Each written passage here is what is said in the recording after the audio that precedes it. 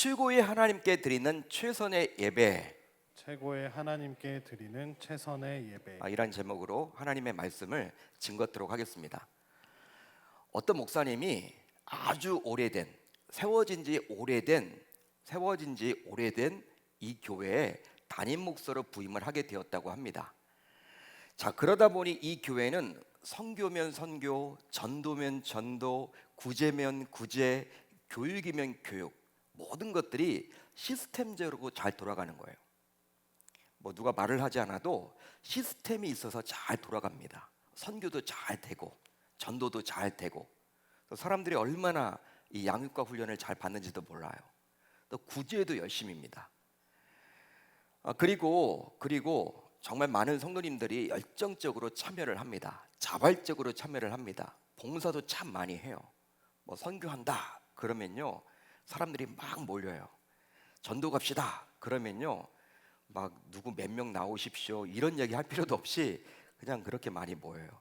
뭐 구제를 한다 그러면요 그렇게 잘 모이고, 뭐든지 열심입니다. 적극적이죠. 자발적이죠. 시켜서 하는 교회가 아니에요. 또 이 교회는 100여 년 전 외국인 선교사님이 세웠다라는 그 자부심이 너무나 대단했어요. 하지만 새롭게 부임한 목사님이 보기에 너무나도 안타깝게도 성도들은 선교를 하고 전도를 하고 구제를 하고 교육에 참여한다라는 이유로 예배를 소홀히 여기며 심지어 예배에 빠지기도 했다라는 거예요. 다른 것들은 다 잘하는데 그거 한다라는 이유로 예배를 자꾸 소홀히 여겨. 즉 성도들이 오랫동안 선교, 전도, 구제, 교육에 참여하다 보니 그 중요한 사역을 위해서라면 매주 뭐 드리는 예배인데 뭐 한두 번쯤은 빠져도 되는 것 아니야? 이런 식으로 여겼다라는 거예요. 그러면서 실제로 그 중요한 사역을 위해서 예배에 빠지는 것을 대수롭게 여기지 않는 중직자들까지도 있었으니 목사님은 너무나 답답했다 그래요. 답답했다 그럽니다. 그러니까 모든 것들을 다 갖추었는데 예배는 매주 드리다 보니까 사람들이 매너리즘에 빠져가지고 그 사역들을 위해서라면 한두 번쯤은 빠져도 되는 것 아니냐, 이런 식으로 여기다 보니까 목사님의 입장에서는 새롭게 부임을 했는데 답답했더라는 이야기가 있습니다. 자, 그렇다면 이제 여러분들에게 묻겠습니다. 보통 우리가 교회의 5대 사역이라고 이야기하는 것들이 있습니다. 5대 사역이다. 예배죠, 선교입니다, 전도입니다, 또 구제입니다, 교육입니다. 이 5가지 사역을 보통 교회의 5대 사역이라고 이야기하는데, 이 5가지 가운데 중요한 것은 과연 무엇일까요? 중요한 것은 과연 무엇일까요? 답을 해보세요, 여러분. 답을 한번 해보시라고요. 모두 중요하죠. 모두 중요합니다. 자, 그렇다면 가장 중요한 것은 뭘까요? 가장 중요하다. 여러분 무엇입니까? 뭐 전도하시는 분들은 전도라고 이야기하시네요. 또 선교라고 이야기하시네요. 뭐 교사 선생님들은 뭐 이렇게 교육입니다 이렇게 이야기하시고, 또 구제, 사랑이 많으신 분들은 또 구제입니다 라고 이야기하시는데 뭘까요, 여러분? 가장 중요하다. 예배입니다. 예배입니다. 자, 우리 신자들이 죽은 이후에 가게 될 천국, 여러분 천국에는요 선교 없습니다. 전도 없습니다. 구제 없습니다. 교육 없어요. 아니 이미 천국에 갔는데, 하나님이 계신 그 천국에 갔는데 선교가 왜 필요합니까? 전도가 왜 필요해요? 다 믿는 분들이 다 왔는데. 구제, 여러분 하나님께서 부유하신 분인데, 풍요로우신 분인데 누구를 여러분 구제합니까? 가난한 사람들이 있습니까 천국에? 여러분 없습니다. 심지어 교육도 없죠. 하나님께서 친히 직접 말씀해 주시는데 뭔 성경 공부를 하겠습니까? 뭔 양육을 받아요? 훈련을 받아요? 천국에는 없다라는 거예요. 하지만 천국에서도 여전히 유효한 것이 있다면 바로 예배입니다. 예배라는 거예요. 실제로 요한계시록을 보게 되면 흰옷을 입은 주의 백성들이 보좌에 앉으신 어린 양 예수 그리스도께 영광을 돌리는 천상의 예배가 기록되어 있죠. 요한계시록은요 이제 장차 그리스도가 오실 거란 말이에요. 오실 그리스도 이후에 어떤 일이 벌어질지에 대한 이야기입니다.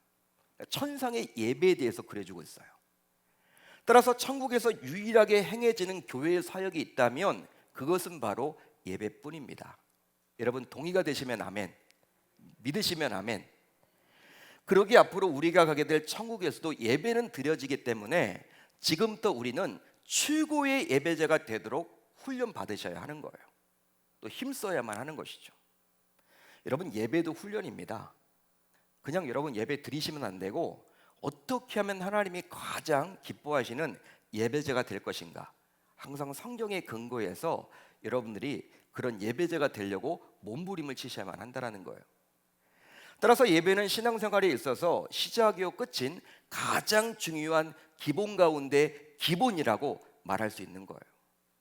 실제 예배가 무너지게 되면 그 교회는 건강해질 수가 없습니다.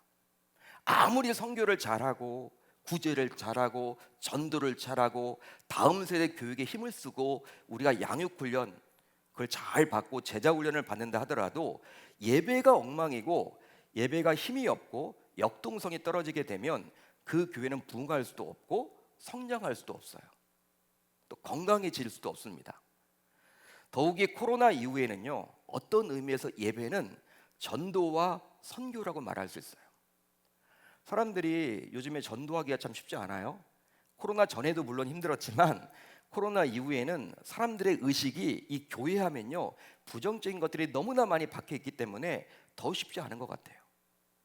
그런데 사람들이 교회를 찾아올 때, 또한 교회를 고를 때 뭘 여러분 기준으로 해서 교회를 선택할까요? 예배죠. 예배의 역동성이 있느냐, 말씀이 좋으냐, 찬양은 어떠냐, 장로님의 대표 기도는 어떠냐, 은혜롭냐, 은혜롭지 않으냐, 안내팀의 얼굴이 얼마나 밝으냐, 찬양하면서 사람들이 얼마나 기쁨으로 하느냐, 예배 분위기가 푹 처져 죽어있는 분위기냐, 아니면 막 뛰어다니는 막 그 화러, 그 생선이 여러분 팔딱팔딱 뛰는 그런 여러분 분위기냐, 그런 것들을 보고 사람들이 교회를 선택해요. 여러분 그러기 때문에 어떤 의미에서 요즘 예배가 곧 전도요, 예배가 곧 선교요, 예배가 곧 교육이라고 말할 수 있는 거예요. 그래서 요즘에 트렌드가 무엇이냐면 교회에서 예배에 집중 투자를 합니다. 전도 잘 안 돼요. 선교 안 돼요. 교육 안 돼요. 그러다 보니까 예배에 가장 최고의 그 자원들이 다 모여요. 찬양을 할 때도 마찬가지고, 안내를 할 때도 마찬가지고, 우리가 방송 이런 뭐 음향 이런 쪽에 여러분 신경을 많이 쓰죠. 재정도 마찬가지입니다. 교회 재정의 많은 부분들이 이 예배로 여러분 흘러가야 되는 거예요. 왜? 예배가 곧 전도고 선교이기 때문에. 여러분 예배가 살아야지만 교회가 살기 때문에, 예배가 살아야지만 우리가 다른 일도 감당할 수 있기 때문에. 여러분 우리가 예배가 무너지면요, 은혜를 받지 못하면 선교할 수 있겠어요? 전도할 수 있겠습니까? 교육 안 돼요. 구제 안 됩니다. 그렇지만 예배가 살면요 뭐든지 할 수가 있어요. 그렇기 때문에 우리 교회는 정말 이제 달려갈 50주년, 이 50년 뭐에 여러분 신경을 가장 많이 써야 될까요? 예배입니다. 예배를 살리는데 앞장서 나아가는 저와 여러분들이 다 되실 수 있기를 우리 주님의 이름으로 축원합니다. 항상 여러분 이 강단에서 말씀을 전하는 저도 부담이 되죠. 부담이 되는 게 사실이에요. 실제 여러분 유튜브로 이제 방송이 나가잖아요. 그러니까 한번 생각을 해보세요. 이 코로나 전만 하더라도 뭐 그냥 말씀 준비해서 전하면 돼. 근데 요즘에는요 11시 예배를 딱 여러분 유튜브 들어가면요 전 세계에 우리나라의 유명 대형교회 목사님부터 해서 모든 방송이 다 나와. 유튜브를 다 해 11시에. 여러분들 이게 얼마나 신경이 쓰이겠습니까? 이게 신학적으로 잘 내가 해석을 했는지 실수를 한 건 아닌지. 여러분 목회자도요 더 힘든 시대를 지금 살고 있어요. 그러니까 부담이 된 게 사실이야. 그렇지만 여러분 기쁨으로 또 감당을 합니다. 그러니까 저와 여러분들 모두 이 담임 목사 혼자 말씀을 잘 전한다고 해서 예배를 살릴 수 있는 게 아니에요. 예배는 말씀만이 여러분 곧 예배가 아닙니다. 우리가 찬양으로부터 해서 대표 기도와 헌금 시간과 모든 예배 첫 시간부터 마치는 그 시간까지가 모두 다 예배라는 거예요. 우리 교회는 이제 앞으로 달려갈 50년 이 예배에 목숨을 거는 우리 교회가 되셨으면 좋겠습니다. 그렇게 할 수 있기를 바랍니다. 자, 그래서일까요? 우리 개혁주의 신앙을 표방하는 교회에서 학습 혹은 세례 교육 등에서 사용하는 문답서가 있습니다. 그게 바로 무엇이냐면 웨스트민스터 소유리 문답인데, 그 소유리 문답의 첫 번째 질문은 바로 다음과 같아요. 뭘 질문하느냐? 사람의 제일 되는 목적이 무엇입니까? 사람의 제일 되는 목적이 무엇입니까? 혹시 여러분들이 학습을 받으셨을 때, 세례를 받으셨을 때, 이 문답할 때 들으셨죠? 사람의 제일 되는 목적이 뭡니까? 그거예요. 답은 사람의 제일 되는 목적은 하나님을 영화롭게 하는 것과 영원토록 그를 즐거워하는 것입니다. 한마디로 사람의 제일 되는 목적은 바로 하나님이 기뻐하시는 예배를 드리는 거예요. 하지만 예수를 믿지 않은 불신자들은 하나님이 기뻐하시는 예배를 드릴 수 없다 보니 결국 우리 신자들이 참된 예배를 드려야 할 책임이 있다는 것이죠. 그러니까 불신자들도 본래 하나님 앞에 예배를 잘 드려야 돼. 여러분, 불신자들도 하나님이 만들었잖아요. 창조하셨잖아요. 그러니까 사람을 창조하신 목적이 예배 받으시기 위함인데, 그런데 불신자들이 뭐 하나님을 아나요? 모르기 때문에 예배를 못 드리단 말이에요. 그러니까 여러분, 하나님 앞에서 우리가 예배를 드리는 것은 바로 신자인 저와 여러분들의 책임이라는 것입니다. 자, 그렇다면 예배는 뭘까요? 신약 성경을 보게 되면 예배는 요한복음 4장에 처음으로 나옵니다. 바로 예수님께서 사마리아 여인과의 대화에서 처음으로 나오는 말이 이 예배라는 것인데, 영어로 예배는 worship이죠. worship. 여러분 들어보셨죠? worship. 예배입니다. 그런데 어떤 뜻이 있냐면 숭배, 찬미라는 뜻도 있어요. 그러니까 예배는 곧 숭배하는 거예요. 그리고 찬미하는 것입니다. 그런데 이 뜻에는 숭배, 찬미라는 뜻이 담겨져 있는데 헬라어를 보게 되면 더 여러분 와닿습니다. 헬라어로 영어는 어떤 단어를 쓰냐면 프로스퀴네오라는 단어를 씁니다. 프로스퀴네오라는 단어를 쓰는데, 이 프로스퀴네오의 의미는 이마를 땅에 붙이고 존경을 표하다라는 뜻이에요. 즉 예배는 이마를 땅에 붙이고 존경을 표하는 것입니다. 따라서 예배는 자신을 낮추고 오직 예배할 대상인 하나님을 높여드리는 행위예요. 여러분 잘 들으십시오. 예배는 자기 자신을 낮추고 예배의 대상인 하나님을 높여드리는 거예요. 그게 바로 예배라는 거예요. 실제로 이렇게 예배하는 자가 있었으니 바로 구약에 나오는 욥이었습니다. 욥은 본래 10명의 자녀와 많은 재산을 가진 거부였죠. 거기에 더하여 신실하게 하나님을 믿고 섬겼습니다. 하지만 이것을 못마땅하게 여겼던 사탄은 하나님의 허락하에 욥에게 감당하기 힘든 시련과 어려움을 안겨주게 되었어요. 결국 사건과 사고를 통해서 10명의 자녀들을 한꺼번에 모두 잃어버렸습니다. 한번 생각을 해보세요. 품 안의 자녀인데, 여러분 내가 배 아파 낳은 자녀인데 10명 자녀를 다 한꺼번에 잃었다. 한 자녀도 아니고. 여러분 생각을 좀 한번 해보세요. 욥이 되어보세요. 얼마나 감당하기 힘들까요? 이게 말이 안 되죠 여러분. 어떻게 이런 일이 있을 수 있습니까? 10명의 자녀를 어떻게 그렇게 한순간에 다 데려가실 수가 있냐는 거예요. 그뿐만이 아니라 그 많던 재산을 모두 잃어버렸습니다. 사건과 사고를 통해서. 한마디로 욥은 청천벽력과 같은 감당하기 힘든 고난을 당하게 된 것이죠. 뭐 우리가 당하는 고난은요 비교가 안 되는 거죠 여러분. 비교 대상이 안 되죠. 10명의 자녀들을 다 잃어버렸고 그 많던 재산을 다 잃어버렸으니 여러분 이런 사람이 어디 있겠습니까? 하지만 욥은 믿음의 사람이었죠. 참 믿음이 대단했던 것이 바로 다음과 같이 그는 하나님께 예배를 드렸고 신앙 고백을 하기에 이르렀습니다. 욥이 일어나 겉옷을 찢고 머리털을 밀고 땅에 엎드려 예배하며 이르되 내가 모태에서 알몸으로 나와 싸운즉 또 알몸이 그리로 돌아가올지라 주신 이도 여호와시오 거두신 이도 여호와시오니 여호와의 이름이 찬송을 받으실지니이다 하고 이 모든 일에 욥이 범죄하지 아니하고 하나님을 향하여 원망하지 아니하니라. 여러분 대단하지 않습니까? 욥은요 정말 대단해요. 제가 요새 욥기서를 쭉 이렇게 묵상을 하는데 나중에 이제 욥기서를 가지고 설교할 기회도 있겠지만 참 대단한 것 같아요. 야, 이건 정말 보통의 신자가 아니구나. 아니 이런 감당하기 힘든 고난 속에서 어떻게 범죄하지 않고 하나님을 원망하지 않을 수 있단 말이냐? 말이 되나? 마치 여러분 신처럼 느껴져. 우리 인간이 아닌 것처럼 느껴져. 어떻게 이럴 수가 있단 말이냐? 연약함이 정말 잘 보이지 않은 욥. 물론 여러분 이제 후에 가면요 연약함이 있죠. 사람이죠. 우리가 성정이 같은 사람임이 드러납니다. 그렇지만 아무리 그래도 10명의 자녀를 다 잃어버리고 한꺼번에 그것도 그 많던 재산을 다 잃어버렸는데 낙심하지 않는 그 욥의 모습을 보면서 참 대단하다 할 수 있겠죠. 여러분 자신의 이마를 땅에 대고 엎드려서 예배를 드렸습니다. 이게 바로 욥이었죠. 이처럼 욥은 감당하기 힘든 고난 속에서도 자신을 철저하게 낮추고 오직 하나님만을 높였던 참된 예배자였습니다. 여러분 이런 참된 예배자를 신약 성경에서도 또한 만나볼 수가 있는데요.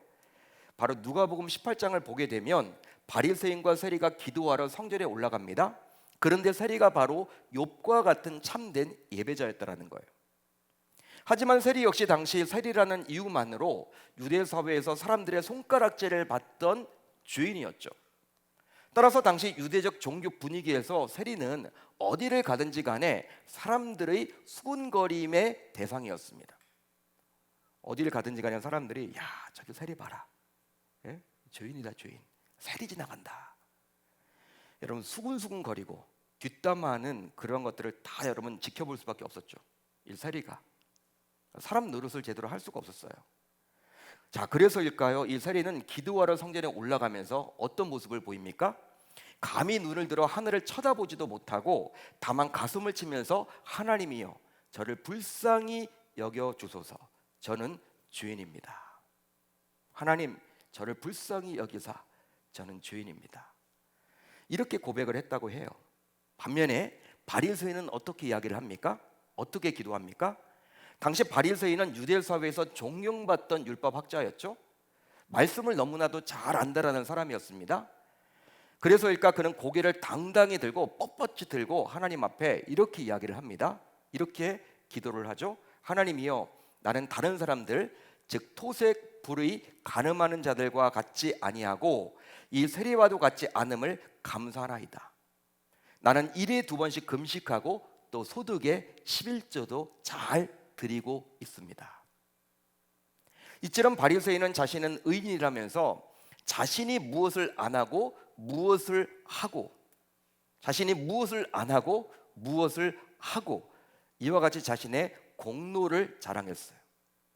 나는 그런 사람입니다. 나는 이렇게 철저하게 율법을 지킵니다. 이 세리 같은 죄인 아닙니다. 여러분 이런 식으로 기도했다라는 거예요. 이제 이런 두 사람의 예배자에 대해서 예배의 대상인 하나님께서는 예수님께서는 이제 다음과 같이 누가 과연 참된 예배자인지 말씀해 주세요. 자, 누가복음 18장 14절을 볼까요? 이렇게 기록이 되어 있죠. 내가 너희에게 이르노니 이에 저 바리새인이 아니고 이 사람이 의롭다 하심을 받고 그의 집으로 내려갔느니라.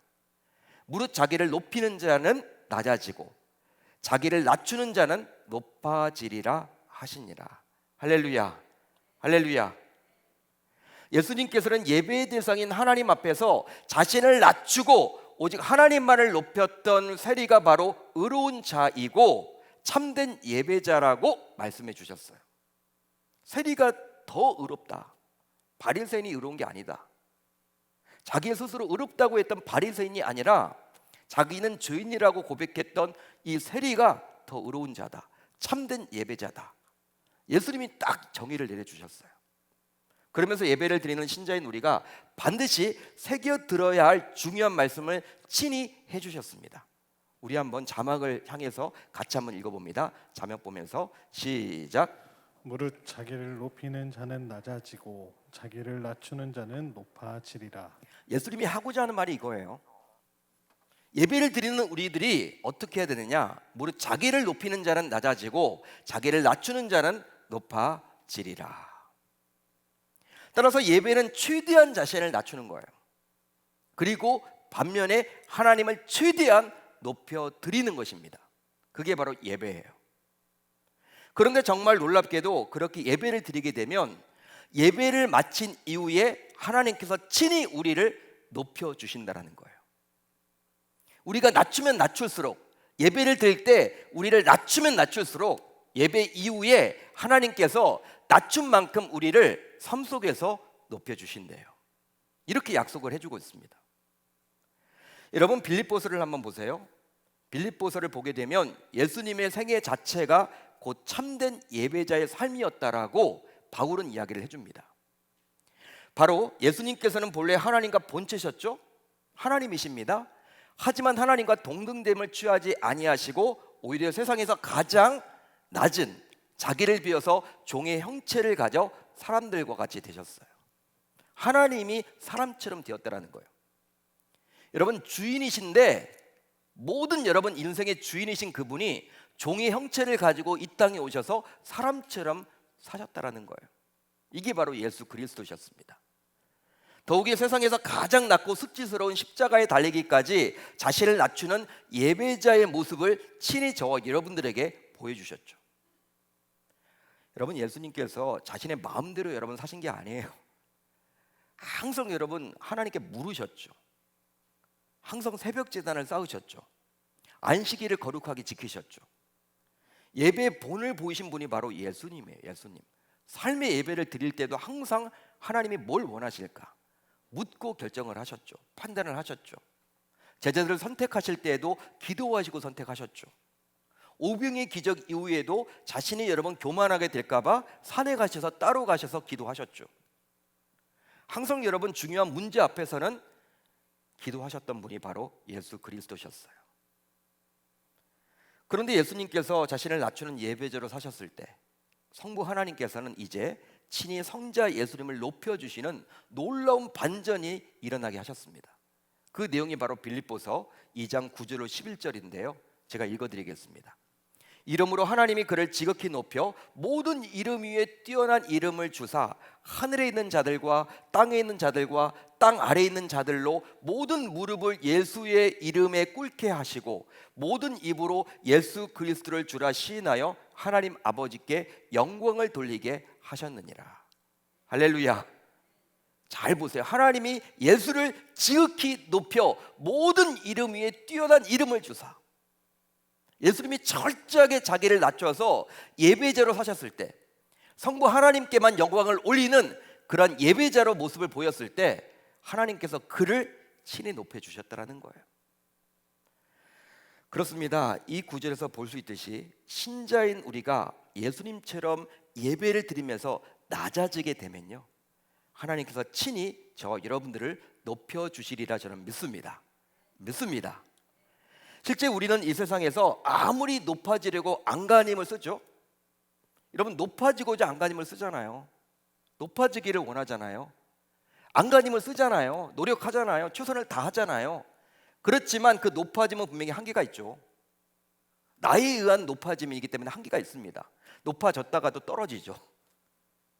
하지만 하나님께서 친히 우리를 높여주신다면 만왕의 왕이신 그분께서 친히 저와 여러분들을 높여주신다면 이것은 변하지 않은 진정한 높아짐이 되는 거예요. 진짜 높아짐이 되는 거죠. 세상에 여러분 높아짐과는 차원이 다른 하나님께서 친히 그 사람을 높여주신다면요 어느 누가 여러분 그 높아짐을 방해하겠습니까? 하지만 사람들은 안타깝게도 죄성을 가져서인지는 몰라도 누구든지 낮아지기보다는 높아지기를 원합니다. 다 누구든지 그런 것 같아요. 그런데 안타깝게도 신자라고 해도 예외는 아니죠. 저와 여러분들도 예외는 아니에요. 높아지길 다 원하죠. 바로 높아지게 되면 그만큼 대우를 받기에 그리하는 것 같아요. 대우가 달라지죠. 자, 그래서일까요? 누구든지 정치를 시작하면요 처음에 여러분 시작할 때는요 처음부터 대통령을 다 바라는 게 아니죠. 그렇지만 누구든지 정치를 시작하게 되면 최고 정치의 정점인 대통령이 되고자 해요. 여러분 말은 그렇게 안 하죠. 시의원들이나 뭐 시장, 국회의원 만나면요, 아우 뭐 대통령은 하늘이 되는 거죠라고 말은 하면서도 정작 자신도 그렇게 하고 싶어요. 대통령 자리에 오르고 싶어. 그래서 시의원으로 당선이 되면 다음에는 도의원에 출마를 하고, 도의원이 된 이후에는 시장으로 나가고, 그리고 국회의원으로 나가고, 도지사가 되어서 그 이후에는 대통령 선거에도 출마를 하는 거예요. 그런 분들이 있습니다, 여러분. 실제 밟아가는 거죠. 차근차근. 그만큼 더 높아지기를 원하는 게 사람들이에요. 이 세상입니다. 이처럼 이 세상은 예외 없이 더 높아지기만을 기대하죠. 그러다 보니 세상에서 소위 자수성가했거나 성공한 자들은 예배를 드리면서도 인정받고 대우받고자 할 수도 있습니다.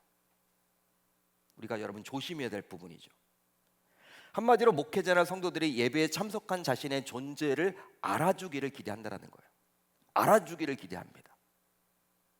따라서 하나님께 예배를 드린다고 말은 하면서도 하나님의 눈치를 잘 보지 않는 거예요.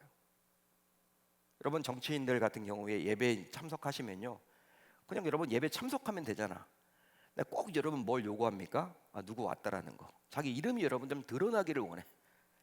예배를 드리러 온 건지 자기 이름이 여러분 높아지기를 원한 것인지 그걸 모르겠단 말이에요. 또 세상적으로 전혀 내세울 곳이 없는 분들의 경우 또 조심해야 될 것이 있습니다. 그러니까 세상적으로 잘 나가는 사람들도 예배를 드리면서 우리가 조심해야 돼요. 예? 자기 자신이 너무나 잘났다 보니까 교회 내에서도 예배 시간에도 자기 자신이 박수 받기를 원해. 그걸 여러분 기대한단 말이에요. 그게 아니라 또 세상적으로 전혀 내세울 것이 없는 분들의 경우에도 조심해야 될 것이 있다면 그게 뭐냐면 바로 교회 중직자를 삶의 목표로 삼아가지고 세상의 계급처럼 여길 수도 있다는 거예요. 세상에서는 여러분 별 볼 일 없는데 이 교회에서 여러분 열심히 해가지고 이제 중직자가 되면요 어떻게 됩니까? 그게 여러분 삶의 목표야. 그분의 꿈이야. 그러다 보면 이런 분들이 중직자가 되면요 권위적으로 변해요. 그리고 시키기 좋아하고 대우를 받고 보고만 받으려고 해. 세상에서는 그렇게 해본 적이 없으니까 교회에서라도 그렇게 하려고 한단 말이에요. 자, 그러다 보니 중직자가 되더니 평신도 때와는 달라졌다는 이야기를 많이 듣죠, 주변에서. 그것도 여러분 우리가 조심해야 돼요. 따라서 기본적으로 우리 모두 높아지기를 원하는 속성을 누구나 가지고 있기 때문에 저를 포함한 여러분들 모두, 신자인 우리 모두 예배를 드리면서도 항상 이 부분에 신경을 써야만 하는 것입니다. 실제로 예배 시간에 특별한 이유도 없음에도 불구하고 습관적으로 지속해서 늦는 분들이 있죠. 뭐 특별한 이유가 있을 때는 어쩔 수 없죠. 뭐 주차가 주차장이 이제 하다가 잘 안 될 수도 있고, 일찍 나왔다가 다른 날에 비해서 주차가 잘 힘들어서 한두 번쯤은 늦을 수가 있겠죠. 근데 여러분 계속 1년 365일 예배 시간마다 늦는 분들이 있죠. 근데 특별한 이유도 없어. 늦게 여러분 출발하는 거야. 늦게 오는 거야. 말씀 들어갈 때도 여러분 그때 항상 오시는 분도 계시고, 그런 분들이 있다면 예배를 드리는 자신이 하나님보다도 더 높다고 착각하기 때문일 수도 있습니다. 이게 어떤 의미냐? 한번 곰곰이 생각을 해보자고요. 직장 생활을 한다면 직장의 사장님 혹은 회장님과 미팅이 잡혔다고 칩시다. 우리가 직장에서 여러분 오너 회장님과 미팅이 잡혔어. 사장님과 미팅이 잡혔어. 여러분 그런데 회의할 때마다 지속적으로 늦는 분이 있을까요? 과연? 여러분 그런 사람이 있습니까? 지속적으로 늦는다. 그럼 제정신이 아니지. 그 사람은 그 직장 오래 못 다니겠지. 한두 번쯤은 그럴 수도 있겠죠. 차가 막히거나 그러면 그럴 수도 있겠지만, 근데 회의할 때마다 주구장창 늦는다. 그런 분은 여러분 직장생활 하지 못할 거예요. 여러분 제정신이 아니겠죠. 이상한 사람이죠. 아마도 먼저 가서 기다렸다가 대부분은요 사장님 혹은 회장님이 들어오시면 모두 일어나서 맞이할 거란 말이에요.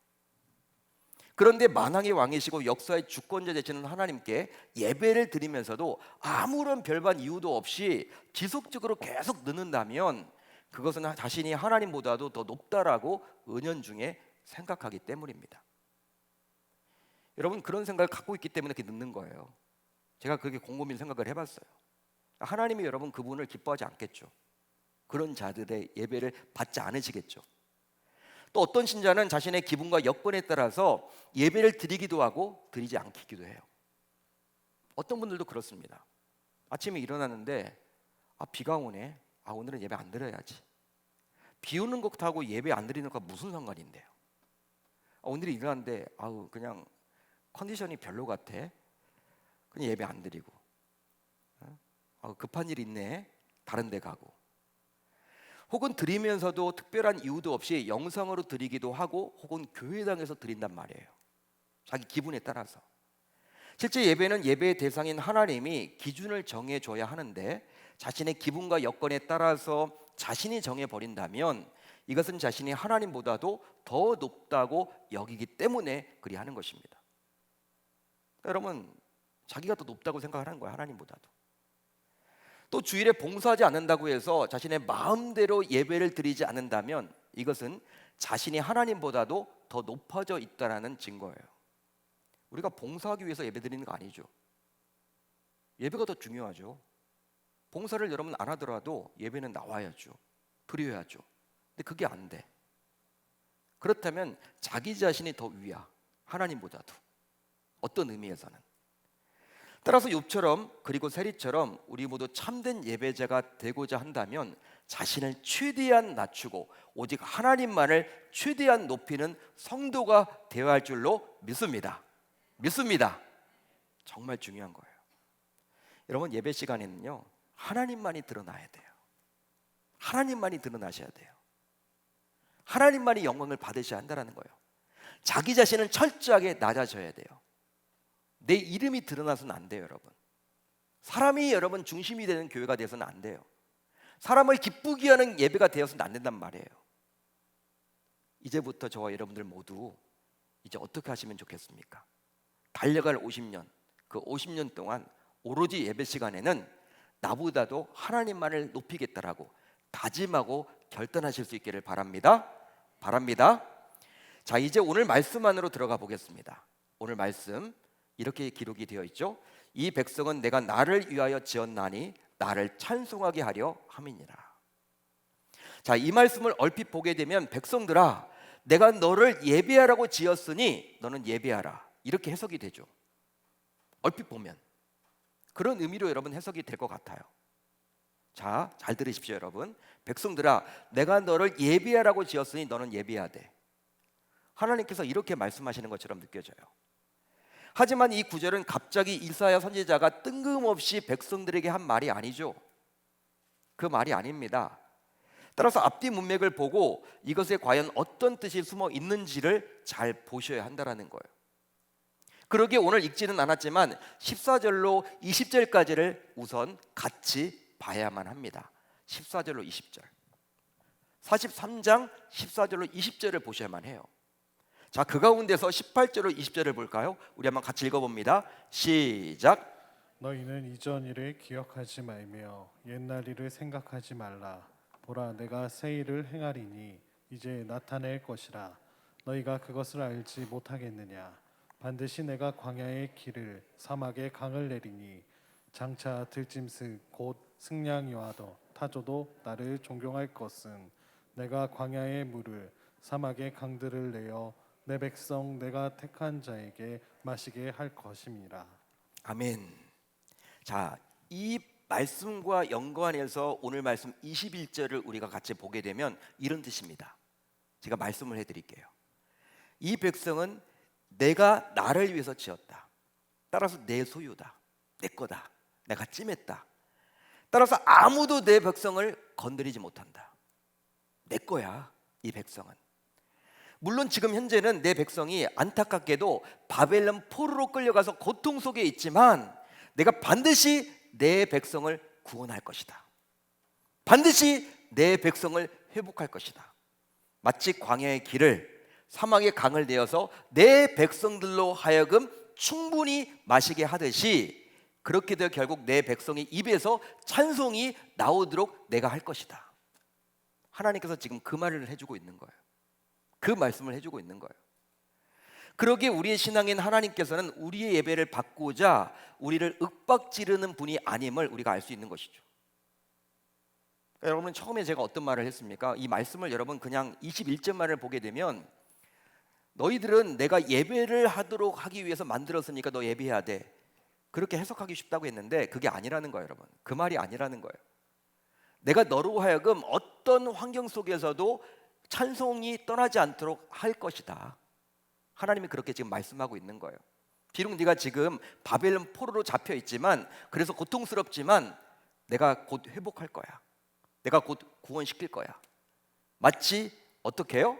사막에서 강을 내어서 내 백성들로 충분히 마시게 하듯이, 그렇게 해서 결국 내 백성의 입에서 찬송이 떠나지 않도록 할 거야.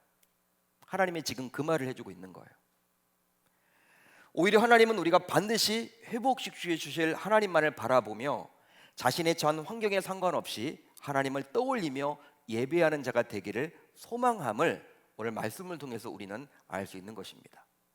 마치 하박국 선지자처럼 아무것도 가지지 못할지라도 나는 여호와 하나님으로 인해서 기뻐할 수 있다라는 그 하박국 선지자의 고백과 같이 하나님은 저와 여러분들에게서 그것을 기대한다라는 거예요. 따라서 우리 모두 이런 하나님의 의중을 꼭 마음에 새기십시오. 그리고 아무리 힘든 형편이라도 처지라도 반드시 우리를 구원하고 회복시킬 하나님을 설레하며 예배를 드려야만 하겠습니다. 그렇습니다. 현재 내가 처한 환경이 풍랑이 일고 계획이 빗나가고 심지어 동서남북으로 우겨쌈을 당하는 고난 가운데 있을지라도 결국 하나님께서 내 입에서 찬송이 나오도록 하실 것을 신뢰한다면, 즉 나를 회복시킬 것을 신뢰한다면 우리는 참된 예배를 드릴 수가 있는 거예요. 결국 예배를 드리느냐 드리지 않느냐, 우리의 기분에 따라서, 우리의 처지에 따라서 우리가 결정해서는 안 된다는 거예요. 우리가 진짜 하나님을 신뢰한다면, 진짜 하나님을 믿는다면 그분이 나를 회복시켜 주시고 내가 잘 되도록 해주신다라는 그 확신을 내가 갖는다면 우리는 처지에 상관없이, 내 기분에 상관없이 언제나 50년 동안도 앞으로도 계속해서 예배를 적극적으로 드려야만 한다는 것이죠. 따라서 이제 우리가 기도 제목으로 삼아야 할 것들이 있다면 그게 바로 무엇이냐? 우리 모두 최고의 하나님께 최선의 예배를 드리는 예배자가 되어야만 하는 것입니다. 최고의 하나님께 드리는 최선의 예배자가 바로 저와 여러분들이 되어야만 한다는 거예요. 그러기 위해서 예배를 드릴 때 우선 나를 낮추고 최대한 하나님을 높일 수 있기를 바랍니다. 거기에 더하여 아무리 힘든 상황을 만나더라도 자신의 입에서 찬송이 나오도록 하신다라는 하나님의 이 말씀을 기억하고 어떤 상황에서도 예배만큼은 포기하지 않고 하나님께 예배를 올려드리는 우리 모두가 되어야 할 줄로 믿습니다. 여러분, 우리가 예배를요 간단하게 생각하시면 안 돼요. 진짜 여러분, 이 주일 성수 목숨 걸고 하셔야 됩니다. 목숨 걸고 하셔야 돼요. 세상 사람들과 우리가 구별되는 것이 있다면 예배예요. 예배, 주일 성수. 그리고 여러분, 예배를 본 교회에서 드리셔야 돼요. 세상 사람들은 놀러 다니죠. 주일날 여러분 놀러 다닐 거 다 하면서 예배자가 될 수 있을까요? 인터넷으로 예배 드린다? 물론 여러분 그것도 하나님께서 받으실 수도 있겠지만 하나님이 정말 중심을 보시는데 여러분 꼭 그렇게 놀러를 가셔야 돼요? 주일날? 빠지면서까지? 그건 아니라는 거예요. 그럼 여러분 주일 성수를 하시는 분들은 바보입니까? 그건 아니죠. 다 놀러 가고 싶고 우리가 쉬고 싶고 그렇지만 하나님께서 정말 그것을 원하시기 때문에 우리가 본 교회에 나와서 그 주일 성수를 하잖아요. 하나님은 우리의 중심을 보신다라는 거예요. 여러분, 예배는 드려도 좋고 안 드려도 좋은 게 아니라 우리의 목숨과도 같은 거예요. 제가 어릴 적에 학교를 다닐 때, 요즘은 아프면 애들 학교를 안 가잖아요. 안 보내잖아요. 그럴 때 진짜 아파도 학교 가서 아파라. 우리 어머님이 그렇게 말씀하시고, 아파도 학교에 가서 아파라. 그 말이 어떤 의미인지 아세요? 진짜 여러분, 학생은 학교를 가야 될 사명이 있는 거예요. 직장인들은요 아파도 직장에 가서 여러분 아팠죠. 여러분, 신자라면 진짜 여러분 이 주일 성수만큼은요 최선을 다해야 돼요. 아파도 여러분 나오셔야 돼. 코로나 걸리면 못 나오겠지만 진짜 여러분 내가 나올 수 있는 그런 환경이라면요 나오셔야 돼요. 여러분, 인터넷으로 그냥 간단하게 내가 알아서 내 처지에 맞게 내가 드린다? 자기가 여러분 높아져 있는 거예요. 그 결정권은 하나님이 결정하시는 겁니다. 영성 예배라는 게 여러분 참 유익하죠. 주일 성수가 안 되는 환자들에게 병상에서 여러분 그 예배라도 드릴 수 있기 때문에 얼마나 감사합니까? 그렇지만 코로나라는 것은 그 당시 총과 칼만 들지 않았지 전쟁과 같은 상황이었잖아요. 거리두기를 해야 되고 또 우리가 주변을 또 섬겨야 하기 때문에 여러분 그런 상황 가운데 이제 어쩔 수 없이 선택을 했던 게 바로 영상 예배 아닙니까? 근데 여러분 코로나가 다 끝났어요. 이제 해외에서 들어올 때에도 코로나 검사를 안 하잖아요. 일상으로 다 돌아왔죠. 물론 여러분 2배로 뭐 요즘에 또 다시 늘어난다고는 하지만 또 그러다가 여러분 또 뭐 이게 되겠죠. 여러분 하나님은 우리의 중심을 보신다라는 거예요. 여러분들 적극적으로 예배를 드리시고 또한 본 예배, 내가 등록한 본 예배, 진짜 큰 출장을 갔거나 아픈 것 이외에는요 다 나와서 예배자로 설 수 있기를 바랍니다. 하나님은 중심을 보신다라는 거예요. 우리의 상황을 보세요. 자, 그렇게만 된다면 앞으로 달려갈 50년 동안 하나님께서 예배에 목숨을 건 우리 공동체에게 지속적으로 은혜를 베풀어 주시리라 저는 확신합니다. 그렇게 될 줄 우리 주님의 이름으로 축원합니다.